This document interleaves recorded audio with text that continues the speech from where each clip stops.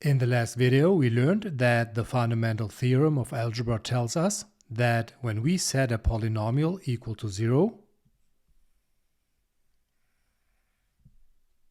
the degree of the polynomial is exactly the same as the number of solutions, but only when we count the repeated solutions too.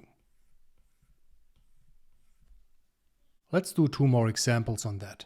How many zeros does the equation x cubed plus 3x squared plus 16x plus 48 equals 0 have? Because this is a polynomial of degree 3, we have 3 solutions.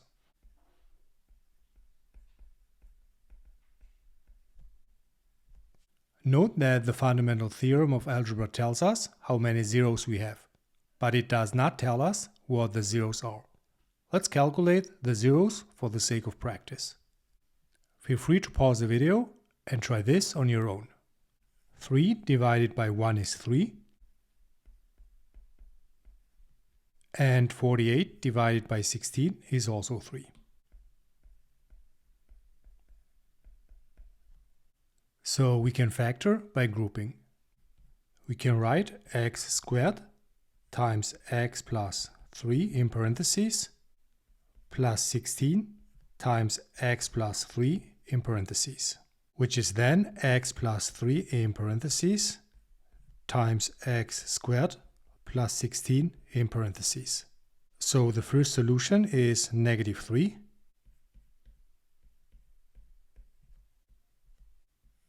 Because -3 plus 3 equals 0. Let's find out what the second and third solutions are. So let's set x squared plus 16 equal to 0. After subtracting 16 from both sides, we get x squared equals -16. And after taking the square root from both sides, we get the positive and the negative of the square root of -16.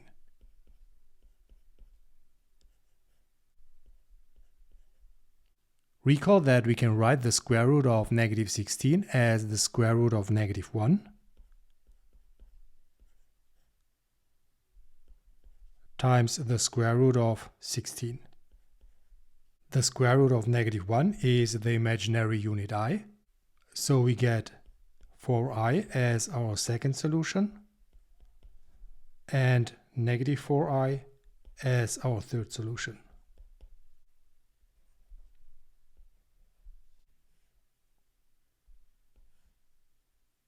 Again, note that this is a polynomial of degree 3 and that we have exactly 3 solutions,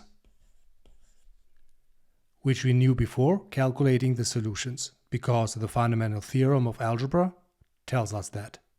Let's look at the next example. F of x equals x to the fourth plus 6x cubed plus 12x squared plus 8x. How many zeros does this function have? Because this is a polynomial function of degree 4, we have 4 solutions.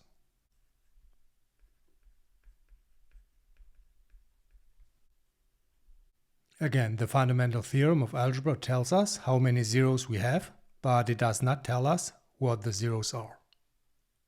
Let's calculate the zeros for the sake of practice. I really encourage you to pause the video and try this on your own. We see immediately that our first zero is the 0, because when we plug in 0 for x, we get 0 as an output. So let's reduce the polynomial of degree 4 to degree 3 by factoring out x.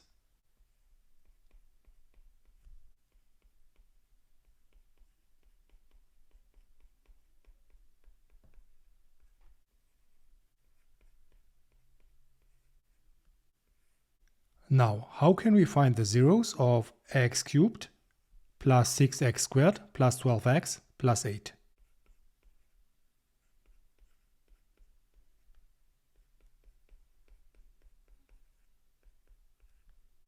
Do you have an idea?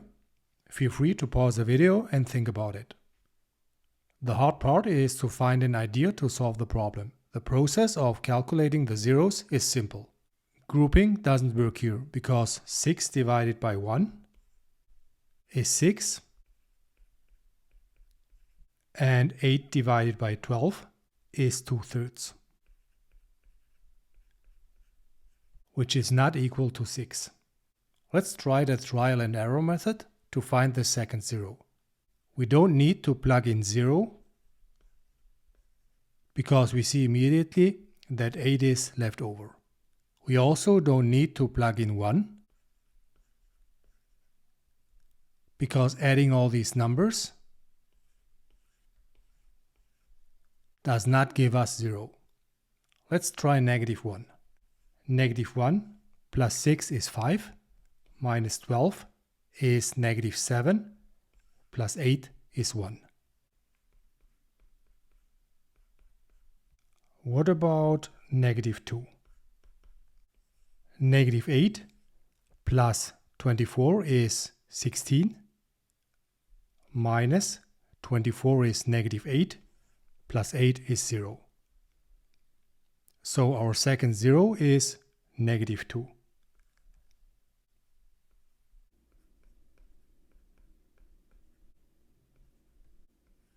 Now we can reduce the cubic polynomial to a quadratic polynomial using syntactic division.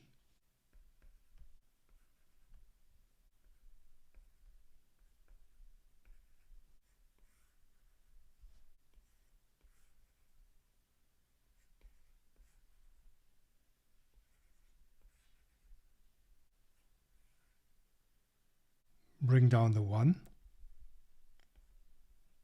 1 times -2 is -2. 6 minus 2 is 4. 4 times -2 is -8. 12 minus 8 is 4. 4 times -2 is -8. And 8 minus 8 is 0.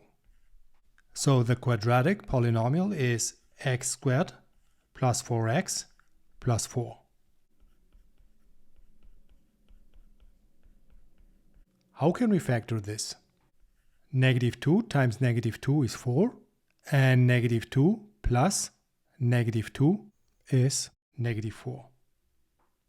So we can write x plus 2 in parentheses times x plus 2 in parentheses, which is x plus 2 in parentheses squared.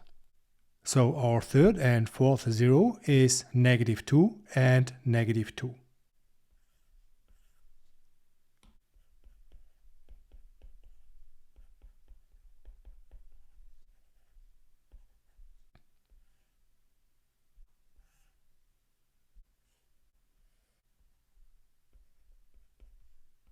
By the way, this function looks like this.